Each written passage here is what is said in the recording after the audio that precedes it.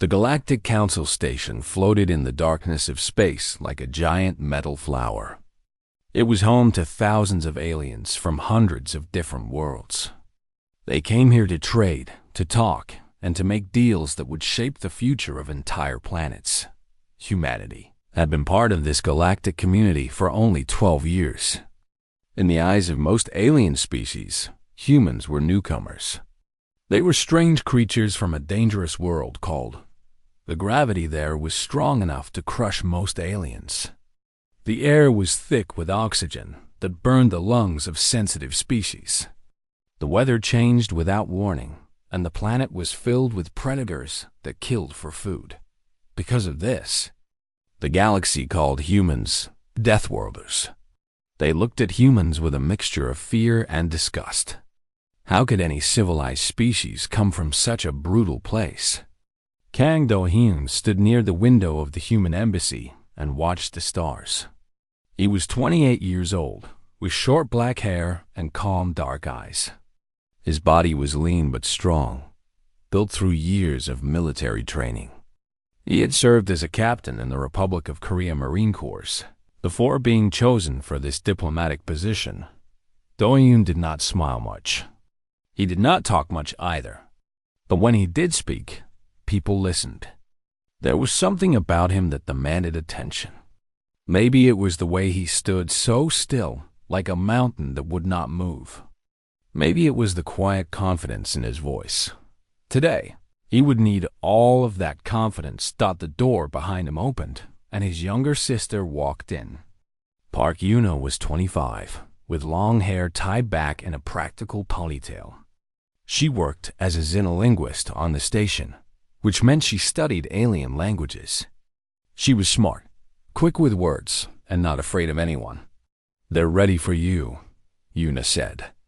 "The Karani delegation is waiting in the main conference room." Do-hyun nodded but did not turn around. "What do you think they want?" Yuna crossed her arms. "Nothing good. The Karani Empire has been fighting a border war for decades. They need soldiers. Strong soldiers. And they've been looking at humans like we're pieces of meat." "Then let's find out what they're offering," Do-hyun said. He turned from the window and walked toward the door. Yuna followed. The conference room was large and decorated with banners from many different species. At one end of the long table sat the human delegation. Just 3 people, including Do-hyun and Yuna. At the other end sat the Karani representatives. The Karani were tall beings with silver skin that shimmered like metal. They had 4 arms instead of 2, and their eyes glowed with a soft blue light. They wore robes of deep purple, the color of their royal family. Everything about them spoke of wealth and power. High Emissary Torek sat at the center of the Karani group. He was old by their standards, with thin lines crossing his face like cracks in glass. He looked at the humans the way someone might look at insects that had wandered into their home.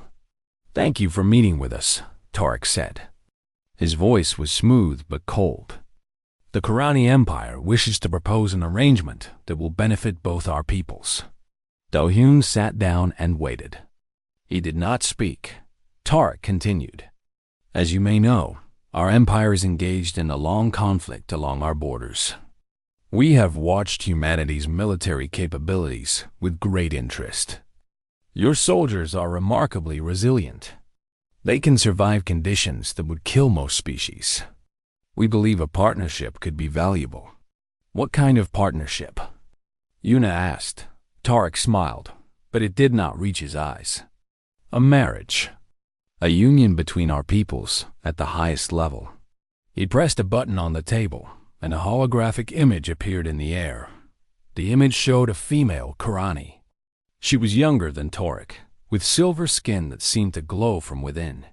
Her forearms were graceful, and her face was beautiful in a way that was alien but still striking. She wore a crown of crystal that caught the light.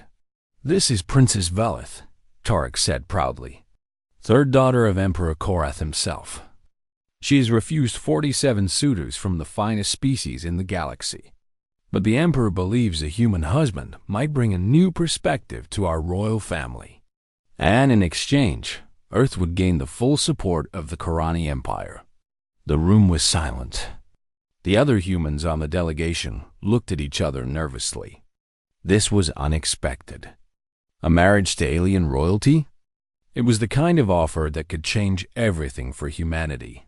Tarek looked directly at Do-yun. "We have studied your records, Captain Kang. You are a distinguished soldier. You come from a respected family.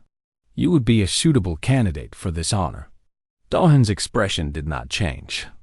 He looked at the holographic image of the princess for a long moment. Then he looked at Tarek. "No," he said. The single word hung in the air like a thunderclap. Tarek's smile disappeared. "I'm sorry. Did you say no?"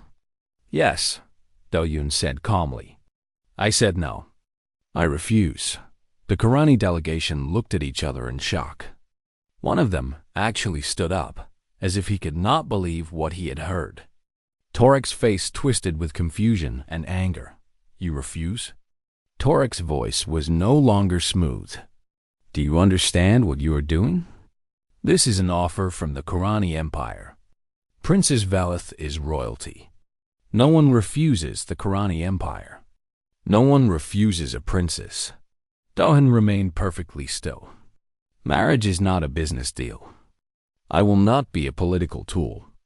If your empire wanted soldiers, you should have asked for soldiers. If you wanted a husband for your princess, you should have asked who I am, not what I am." Tarek's four hands clenched into fists. "This is an insult. An insult to the empire. An insult to the princess herself." "I mean no insult," Do-yun said. His voice was quiet but firm. "But I will not marry someone I have never met simply because it is convenient for politics. That is not how my people understand marriage. That is not how I understand it." He stood up slowly. The Karani watched him like they were watching a dangerous animal. "Thank you for the offer," Do-yun said. He bowed his head slightly, a gesture of respect that somehow felt like a dismissal. "But my answer is no." Then he turned and walked out of the room. Yuna stayed behind for just a moment. She looked at the stunned Karani delegation and shrugged her shoulders. "He's like that," she said. "Very honest. Very stubborn." She smiled a little. "It's a human thing." Then she followed her brother out the door. Far away, in a ship orbiting the station, Princess Velith watched everything through a hidden camera feed. She had expected the human to accept immediately. Everyone accepted. Everyone wanted to be connected to the Karani royal family. But this human had said no. He had looked at her image and said no without hesitation, without greed in his eyes, without fear.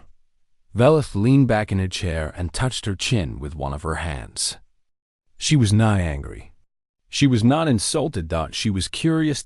In her entire life, no one had ever refused her. No one had ever looked at what she represented and decided it was not worth having. This human, this Kang Do-yun, had done exactly that. Who was he? What made him so different? Velith stood up and walked to the window of her ship. The council station hung in space before her, lights blinking in thousands of windows. She had come here expecting to be disappointed by another suitor. Instead, she had found something she never expected, a challenge. And for the first time in many years, Princess Velith of the Karani Empire smiled with genuine interest. She would meet this human. She would understand why he had refused her. And then she would decide what to do about it. Princess Velith had never been told no. From the moment she was born, she had everything she wanted. The finest clothes, the best teachers, servants who bowed whenever she walked past.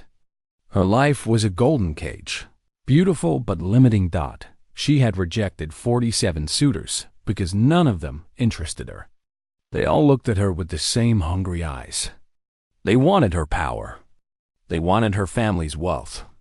They wanted to say they had married a Karani princess. None of them wanted her, but this human had refused without even meeting her. He had looked at her holographic image and walked away.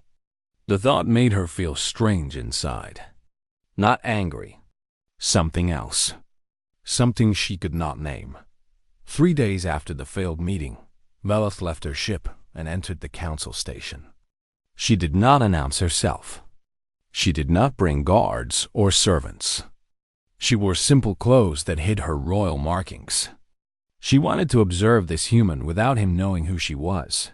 Finding him was easy. The station's computer could track anyone. Kang Do-hyun was in the observation deck on level 47. Velith took the lift up and walked through the quiet corridors. The observation deck was a large room with windows that stretched from floor to ceiling.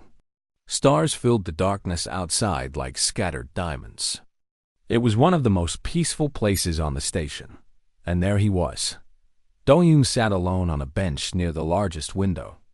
He was not doing anything, just sitting, watching the stars. His back was straight, and his hands rested on his knees.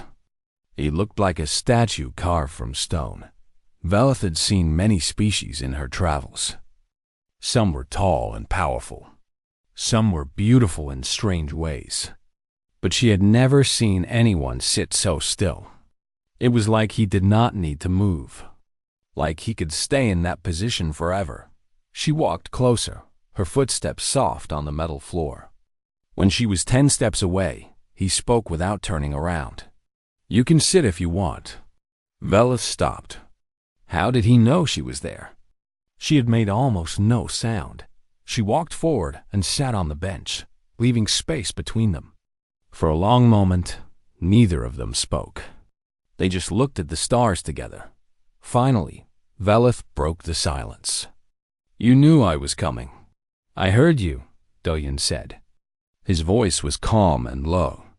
"Your footsteps are lighter than most species, but you hesitated twice. You were nervous." Velith felt her cheeks warm with embarrassment. She was a princess. She did not get nervous. But somehow, this human had noticed something she tried to hide. "I wanted to meet you," she said. Without politics. Without ceremony. Do-hyun turned his head and looked at her for the first time. His dark eyes studied her face like he was reading a book. Velith expected him to look away or show some sign of being impressed by her beauty. Most aliens did. He did not. He simply nodded and looked back at the stars. "You're the princess," he said. It was not a question. Velith blinked. "How did you know?" "Your posture. The way you hold your hands. You're used to being watched. Being judged." He paused. "Also, there's a small mark behind your ear. Royal family symbol. You tried to cover it, but you missed a spot." Velith's hand flew to her ear. He was right. She had forgotten about that mark. "You notice many things," she said quietly. "It's my job," he replied. "I was a soldier. Soldiers who don't notice things don't live very long." They sat in silence again.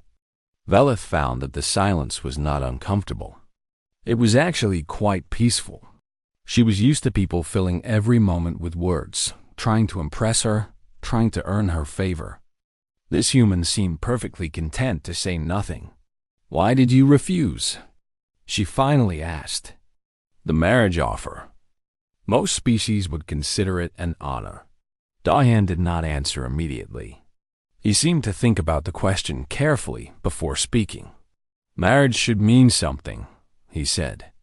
"Where I come from, marriage is about choosing someone, loving them, building a life together." He shook his head slowly. "Your people offered me a contract, a business deal.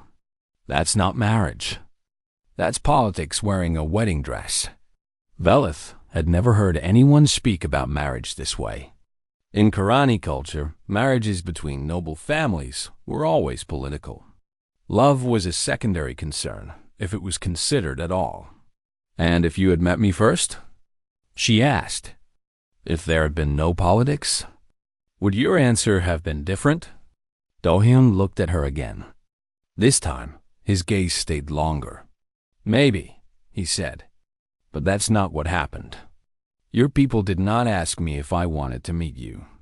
They told me I should be honored to marry you. They treated me like a useful tool, not a person." His eyes grew harder. "I've been treated like a tool before. In the military sometimes. I didn't like it then. I don't like it now." Velith felt something twist in her chest. She had never considered how the proposal might have seemed from his perspective. To her people, offering a princess was the highest honor. But to him, it was an insult. "I'm sorry," she said. The words surprised her as they came out.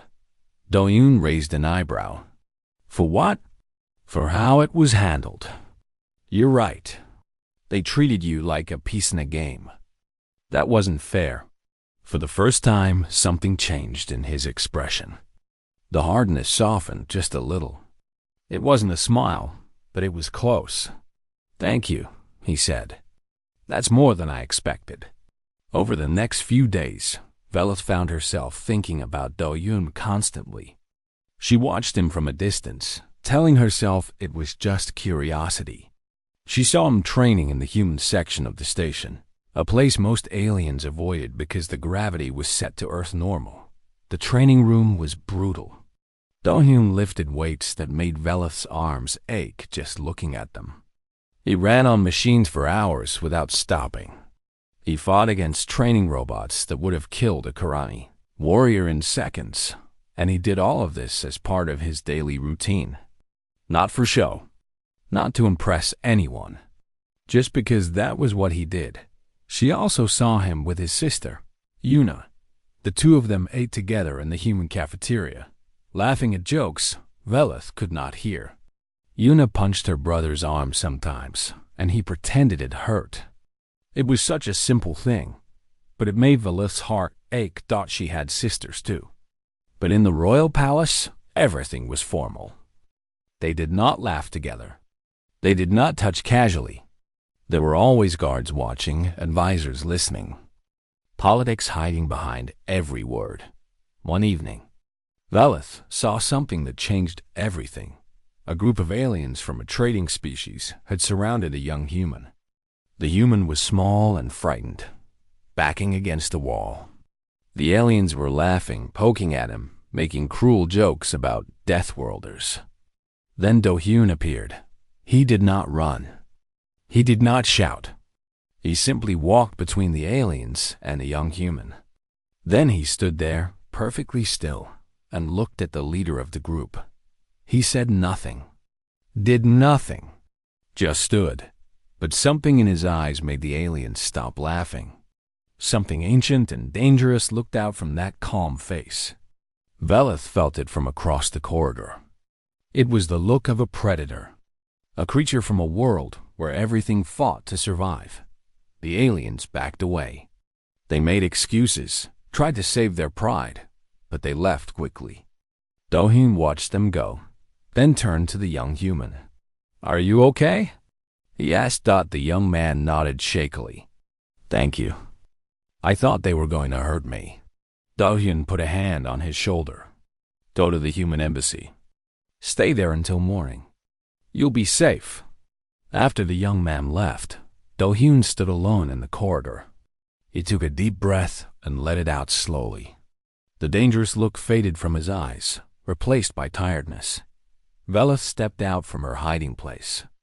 "You didn't fight them." Do-hyun looked at her. He did not seem surprised to see her there. "I didn't need to," he said. "They knew what would happen if they pushed. Sometimes the threat is enough. But you could have. You wanted to." He was quiet for a moment. Wanting to fight and choosing to fight are different things. Humans are good at violence. We've had thousands of years of practice. He started walking, and Velith fell into step beside him. But being good at something doesn't mean you should do it. They walked in silence through the station.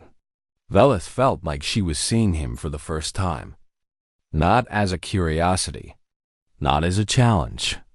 As a person, you're not what I expected, she said finally. "Neither are you," he replied. and for some reason, that made her smile. High Emissary Torek was furious. The human had refused the marriage proposal, and now the entire galaxy was talking about it. Rumors spread through the council station like fire. People whispered that the Karani Empire had been humiliated by a primitive deathworlder. Torek paced in his quarters, his forearms clenched tight. His career was in danger. The Emperor himself had heard about the failure. If Torek did not fix this situation, he would be disgraced. He needed the human to pay. He needed to restore Karani honor. The solution came to him in the middle of the night. A traditional duel. In Karani culture, when honor was insulted, blood could settle the matter. If the human accepted and lost, he would be forced to apologize publicly and accept the marriage. If he refused to fight, he would be marked as a coward. Either way, Torek would win. He sent the challenge the next morning. The message was delivered to the human embassy with great ceremony. Dohim received it while eating breakfast with his sister. A duel, Yuna said, reading over his shoulder. Her face went pale. They want you to fight their champion. Someone called Belther. Dunhan continued eating his rice. I know, you know? Yuna grabbed his arm. Belther is one of the most famous warriors in the Empire. He's almost 3 meters tall. He has 4 arms and armored scales. He's killed dozens of opponents in these duels. I know, Doyen said again. Then you're going to refuse, right? This is obviously a trap. Dohyun finished his meal and set down his chopsticks. He looked at his sister with calm eyes. I'm going to accept. Yuna stared at him like he had lost his mind. Are you crazy? They'll kill you. Maybe. Dohyun stood up and walked to the window. But if I refuse, they'll call every human a coward. They'll say we're afraid of them. That reputation will follow us for generations. He turned back to face her. I didn't refuse the marriage to make things easy. I refused because it was right. Now I have to finish what I started. By dying? By showing them what humans really are. The news of the duel spread across the station within hours. Every species was talking about it. The betting halls were busy, with odds heavily favoring Belther. No one believed a human could defeat a Karani champion. Princess Velith heard the news and felt her hearts freeze in her chest. She rushed to find Doyen, anger and fear mixing inside her dot. She found him in the training room, practicing with a knife. Just a simple metal blade, nothing fancy. He moved through forms she did not recognize, the knife flowing like water in his hands. You accepted the duel, she said. Yes. He did not stop practicing. This is Torek's doing. He's punishing you for refusing me. I know. Velith stepped closer. Belther's never lost. He will kill you. Dawn stopped moving. He looked at her, and for a moment, she saw something in his eyes. Not fear, something warmer. Are you worried about me? He asked. Velith opened her mouth to deny it, but the lie would not come. Yes, she said quietly. I don't want you to die because of me. Because of politics. Dahyun walked toward her until they were only an arm's length apart. Up close, she could see small scars on his face and hands. Signs of old battles. Old pain. This isn't about you anymore, he said gently. This is about what my people will face if I walk away. The Karani already look down on us. If I refuse this duel, it will be worse. Every human on this station will pay for my cowardice. And if you lose, then at least I'll have tried. He smiled slightly, a rare expression on his serious face. Humans are stubborn that way. We don't give up easily. The day of the duel arrived. The station's arena was packed with spectators from every species. The fight would be broadcast across the galaxy. Everyone wanted to see the human face the Karani champion. Doyu stood in the preparation room, wearing simple black clothes. No armor, no special equipment. just a military combat knife strapped to his belt. Yuna stood beside him, her eyes red from crying. "This is stupid," she said. "You're going to die, and I'm going to be alone." Do-hyun pulled her into a hug. It was not something he did often. "I'm not planning to die. Trust me." "Trust you?" "You're bringing a knife to fight someone with 4 arms and a plasma blade. The knife is enough." He released her and walked toward the arena door. "Watch carefully. You might learn something." The arena was circular, with high walls and sand covering the floor. Above, thousands of spectators filled the seats. Velith sat in the royal box, her face pale with worry. High Emissary Torek sat nearby, smiling with satisfaction. Belther entered first. He was massive, nearly 3 meters of scaled muscle. His forearms flexed with strength, and his blue eyes glowed with confidence. He carried a plasma blade that hummed with deadly energy. The crowd cheered for him. Belther was a hero to the Qurani. He had never known defeat. Then Do-hyun entered. The cheering stopped. A strange silence fell over the arena. People stared at the human, this small creature with only 2 arms and soft skin. He looked fragile compared to the giant he faced. Someone in the crowd laughed. Then others joined. Soon, half the arena was laughing at the human who had come to fight with nothing but a knife. Do-hyun ignored them. He walked to the center of the arena and stopped. He stood perfectly still, his knife held loosely at his side. Belther approached and looked down at him with contempt. "You should not have come, little creature. I will make your death quick as a courtesy." Do-hyun said nothing. His eyes watched Belther's body, studying how he moved, how he balanced. "Nothing to say?" Belther laughed. "Perhaps you are too afraid to speak." Still, Do-hyun was silent. Still as a stone, the signal to begin sounded. Belther charged immediately, his plasma blade sweeping in a deadly arc. The attack was fast and powerful, enough to cut through metal. But Do-hyun was not there. He had stepped to the side, a movement so smooth it looked like he had simply flowed out of the way. Belther's blade cut through empty air. The crowd gasped. Belther turned and attacked again. Another miss. And another. Each time, Do-hyun moved just enough to avoid the blade. He never ran, never retreated. He simply was not where the blade wanted to be. Minutes passed. Belther grew frustrated. His attacks became wilder, more desperate. He was using all 4 arms now, slashing from multiple directions at once. Do-hyun dodged every single blow dot in the royal box. Velith gripped the armrest so hard her fingers ached. She had never seen anything like this. The human was not fighting. He was studying, learning, waiting for something. Belther roared with fury. "Stand still and fight, coward." Do-hyun spoke for the first time since the duel began.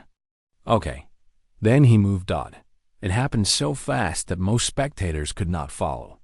Do-hyun stepped inside Belther's guard, past the plasma blade.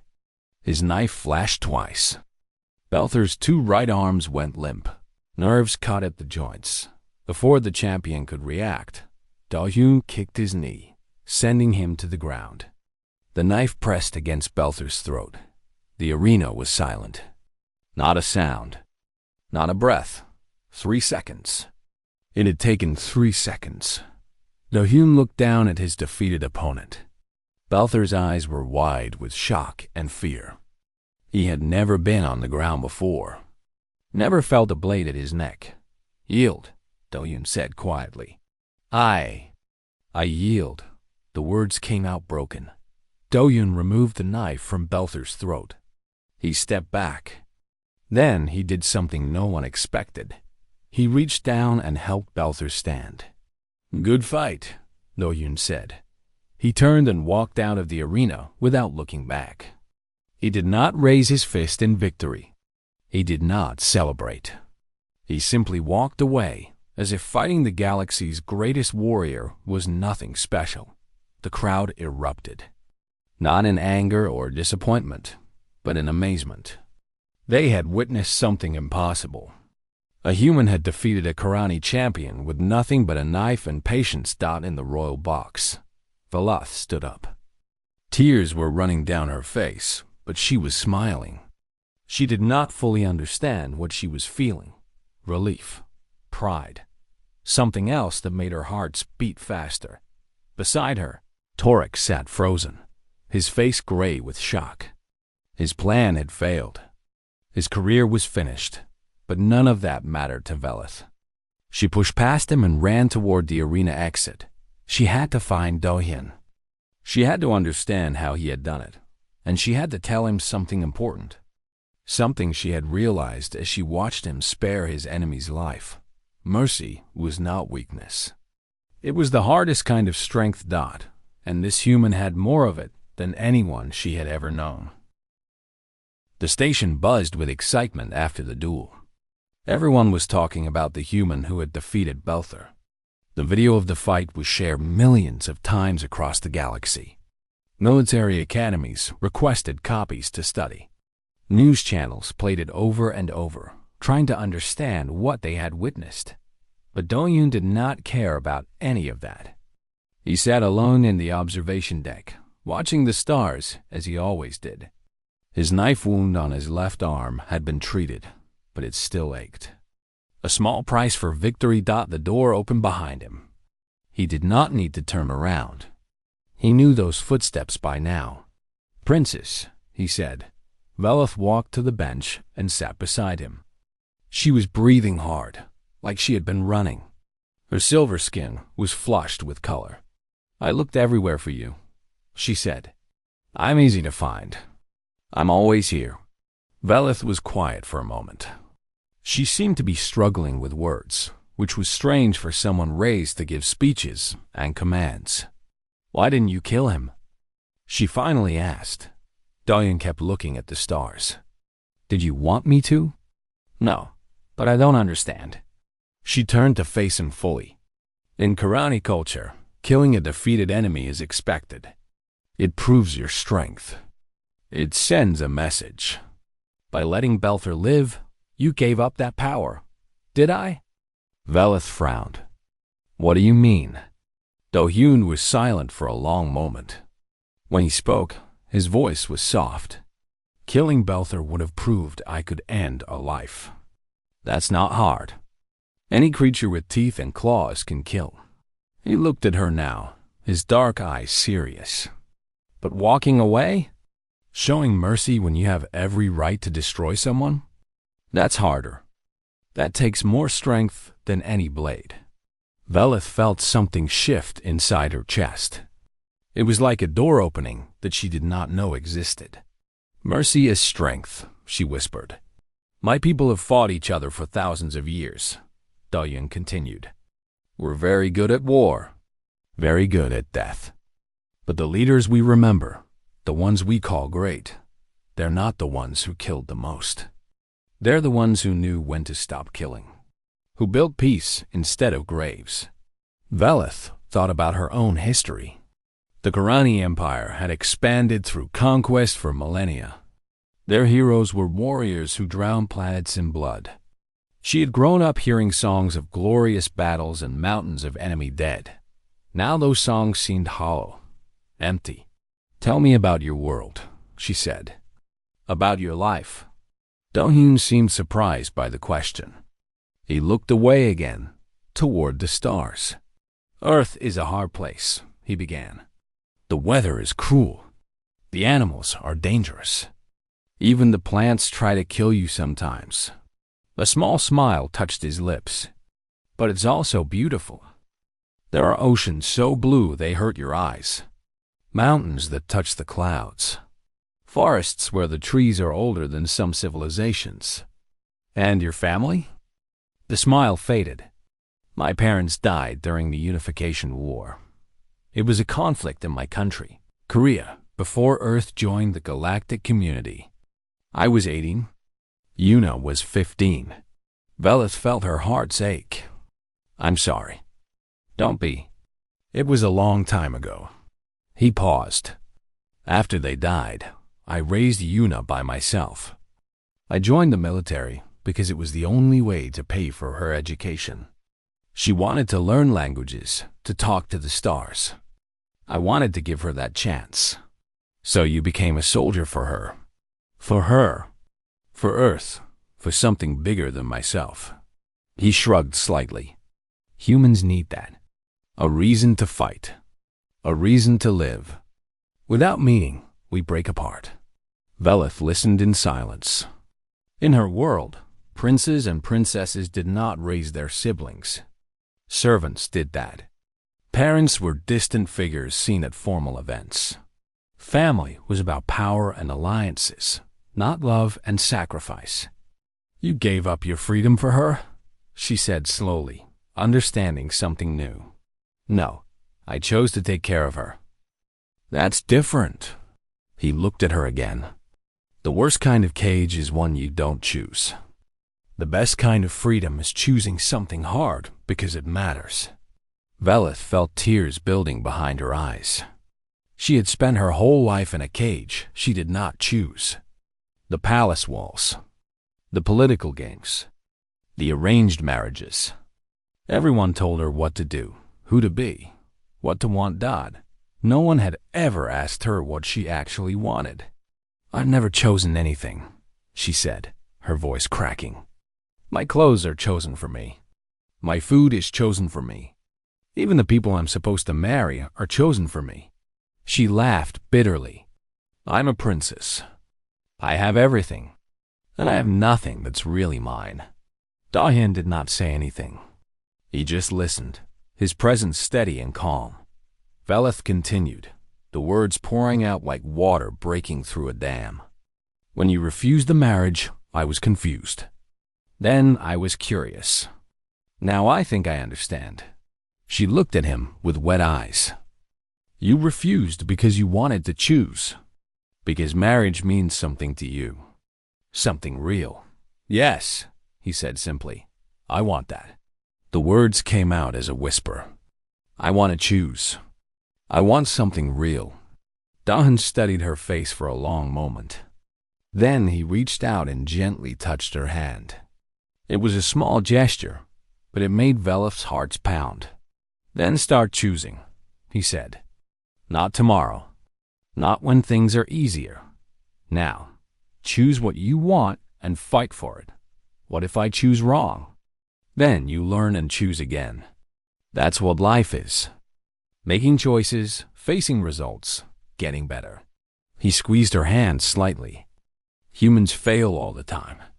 We fall down constantly, but we keep getting up. That's the only secret we have. Velith closed her eyes and took a deep breath. When she opened them, something had changed in her expression. The uncertainty was still there, but underneath it was something new. Determination. I'm going to contact my father, she said. I'm going to tell him I'm withdrawing from the marriage arrangement. Not because I was rejected, but because I want to choose for myself. Dahan nodded. He might be angry. He will definitely be angry. She smiled slightly. But it's my choice. My first real choice. She stood up and looked down at him. The human who had changed everything. Who had taught her lessons no teacher in the palace ever could. Thank you, she said, for refusing me, for making me think, for showing me what strength really looks like. Dahan stood up to face her. They were close now, close enough that Velith could see every detail of his face. The scars, the tired lines around his eyes, the quiet warmth beneath his serious expression. What will you do now? He asked. I don't know, she admitted, but I'll figure it out. Choose something. See what happens. She paused. Will you help me? Not as a husband. Not as a political ally. Just as a friend? The word felt strange in her mouth. She had servants, advisors, guards. She had never had a friend. Dahyun considered her question. Then he smiled, a real smile that transformed his face. I can do that, he said. Velith felt warmth spread through her chest. It was a new feeling, an exciting feeling, the feeling of the first step on a new path. She reached out and touched his cheek with one of her hands. It was an impulsive gesture, something a princess should never do. But she was learning to make choices, learning to be bold.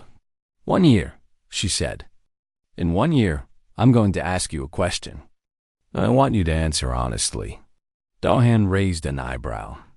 What question? Velith just smiled mysteriously. You'll find out. Then she turned and walked away, leaving him standing alone in the observation deck with the stars as his witnesses, for the first time in years. Kang Do-yun felt something he had almost forgotten. Not duty, not purpose. Something warmer. Something that made him want to smile for no reason. He looked out at the stars and wondered what the next year would bring. Whatever it was, he was looking forward to finding out. 1 year passed on the Galactic Council station. Many things changed. High Emissary Turek was recalled to the Karani homeworld in disgrace. The Emperor was furious at the failure, but he was also wise enough to see an opportunity. The human had shown strength and honor. Perhaps humans deserved more respect than the Empire had given them. New diplomatic channels opened between Earth and the Karani Empire. These were built on mutual respect, not condescension. Trade agreements were signed. Cultural exchanges began. Human soldiers were no longer seen as primitive tools, but as valuable allies. Princess Velith officially withdrew from all marriage arrangements. Her father, Emperor Korath, was indeed angry. They argued for hours over video calls. But Velith stood firm. For the first time in her life, she refused to bend. Eventually, the Emperor gave in. Perhaps he saw something different in his daughter. Perhaps he respected her more for fighting. Whatever the reason, he allowed her to remain on the council station as a cultural ambassador. Velith told everyone it was for diplomatic experience.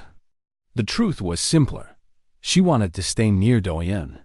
The year was not easy for her. She was used to luxury and servants. Now she lived in simple quarters and did things for herself. She cooked her own meals, badly at first, then better with practice. She cleaned her own rooms.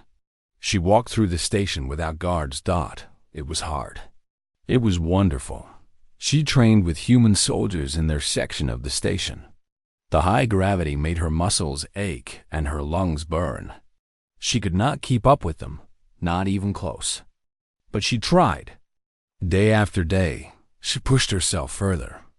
The humans treated her strangely at first. They were suspicious of a Karani princess joining their training. But when they saw her fall and get back up, again and again, they began to respect her. By the end of 3 months, they called her by her name instead of her title. It was the first time anyone had done that. She studied human art and music. She read their books, the ones translated into the galactic common language. Stories about love and war, heroes and villains, hope and despair. Human stories were different from Karani tales. They were messy, complicated. Real. She learned the Korean language from Yuna, who became an unexpected friend. Yuna was suspicious at first, protective of her brother. But Velith worked hard to earn her trust. She listened to Yuna's worries, laughed at her jokes, and shared her own fears in return. One night, after many bottles of earth wine, Yuna looked at Velith with hazy eyes and said, "You're okay, for a princess." Velith treasured that moment more than any crown. And then there was Duhayan. They spent time together, slowly, carefully. There was no pressure, no politics. They talked about small things and big things. They watched the stars. They ate meals together. They argued about philosophy and laughed about nothing. Do-hyun was patient. He never pushed. He answered her endless questions about humanity with honesty. He told her stories about Earth, about Korea, about the war that took his parents. He showed her photos of mountains and oceans and cities full of lights. Velith fell in love with Earth through his eyes. And maybe, she admitted to herself late at night, she was falling in love with him too, but she did not say it. Not yet. She had made herself a promise. 1 year, one question. The anniversary came on a quiet evening. The station was peaceful. Most species were celebrating a minor holiday, so the corridors were empty. Velith found Do-Yun in the observation deck, as always. He was looking at the stars, his face calm and thoughtful. He looked the same as when she first saw him. But she knew him now. She knew the kindness behind his serious face, the humor he hid from most people, the loyalty that ran deeper than any ocean. She sat beside him without speaking. They watched the stars together for a long time. Finally, Velith broke the silence. "It's been a year," she said. Do-Yun nodded. "I remember. I told you I would ask you a question. I remember that too." Velith took a deep breath. Her hearts were pounding so hard she thought he must hear them. She had practiced this moment 100 times. Now the words felt stuck in her throat, but she forced them out anyway. "I know who you are now. I've seen you train and fight. I've seen you protect people and show mercy. I've eaten meals with your sister and learned your language and read your books." She turned to face him fully. "I know you, Kang Do-Hyun. Not what you are, who you are." Do-Yun looked at her. His dark eyes were unreadable. Velith continued. "So here's my question. If I asked you now, knowing what we know, having spent this year together, if I asked you to be my partner, not for politics, not for empires, just for us, what would you say?" The silence stretched. Velith felt like she might explode from waiting. Then Do-Yun smiled. It was the smile she had come to love, the rare one that transformed his whole face. "Yes," he said. Velith stared at him. "Yes? Yes." He reached out and took her hand, his fingers warm against her cool silver skin. "I said before that marriage should mean something, that I wanted to choose someone, not be chosen for political games." He squeezed her hand gently. "I've watched you this year. I've seen you struggle and grow and become someone new. You chose to change. You chose to be free." His other hand came up to touch her face softly. How could I not fall in love with someone like that? Velith felt tears running down her cheeks. Happy tears. Free tears. "You love me?" she whispered. "I love who you've become. I love who you're still becoming." He leaned closer. "And I would be honored to stand beside you, whatever comes next." Velith laughed through her tears. Then she did something impulsive again. She leaned forward and pressed her forehead against his. It was a Karani gesture of deep affection, normally reserved for family. But he was her family now, her choice, her future. "We should tell my father," she said. "He's going to be furious." "Probably," she grinned. "But I don't care. I'm choosing you. That's what matters." 3 months later, they stood before Emperor Koreth's court. The throne room was vast, filled with nobles and advisors and guards. Everyone stared at the human standing beside the princess. Whispers filled the air like wind through leaves. Do-Hyun wore a formal Earth military uniform, cleaned and pressed to perfection. He stood straight and calm, unbothered by the hostile eyes around him. Velith wore a simple dress instead of royal robes. She had left her crown on her ship. She did not need symbols of power today. She had something better. Emperor Koreth sat on his throne, his forearms crossed, his expression unreadable. He had aged in the past year. The burden of ruling showed in new lines on his face. "Daughter," he said, his voice echoing through the hall. "Explain yourself." Velith stepped forward. She was not afraid. Fear had left her months ago. "Father, I have come to tell you about my future. I have chosen a partner, not for politics, not for alliances, for love." The whispers grew louder. Someone laughed mockingly. Velith ignored them. "His name is Kang Do-Hyun. He is human, He is the strongest, kindest, most honorable person I have ever known, and I will spend my life beside him, with or without your blessing." The emperor stared at her. His eyes moved to Do-hyun, examining the human from head to toe. "You are the one who refused my daughter's hand," the emperor said. "The one who defeated Belther. The one who showed mercy when you could have shown cruelty." Do-hyun bowed his head respectfully. "I am, your majesty." "And now you return, having won her heart through patience and time." "I tried to win nothing," Do-hyun said quietly. "I simply tried to be myself. The rest was her choice." Emperor Koreth was silent for a long moment. The entire court held its breath. Then the emperor laughed. It was a genuine laugh, full of surprise and something that might have been respect. The court stared in shock. No one had heard the emperor laugh in years. "You have courage, human," the emperor said. "And my daughter has changed. She stands taller now, speaks with more fire. Perhaps there is wisdom in her choice after all." He rose from his throne and descended the steps until he stood before them. "The Khorani Empire has ruled through strength for millennia. But strength is not only in battle. It is in knowing when to fight and when to yield, when to conquer and when to grow." He looked at Do-hyun with new eyes. "You taught my daughter that lesson. Perhaps you can teach my empire as well." He extended one of his hands. After a moment, Do-hyun took it. "Welcome to the family, human." The court erupted in chaos. Voices shouted in protest and amazement. But Velith did not hear them.